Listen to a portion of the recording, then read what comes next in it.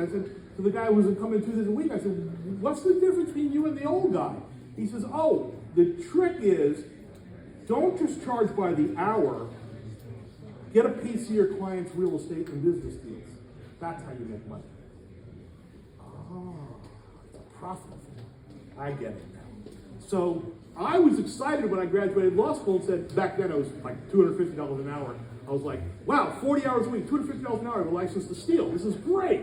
You know, I'm going to make a lot of money doing this. And I realized it doesn't really matter how much you make an hour.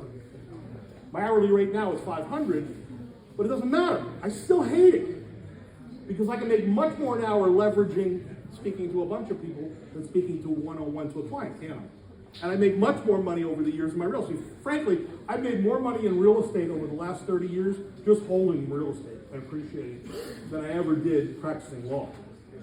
And I make pretty good living practicing law too. I mean, that pays a lot of the bills. But I don't care if you make $20 an hour flipping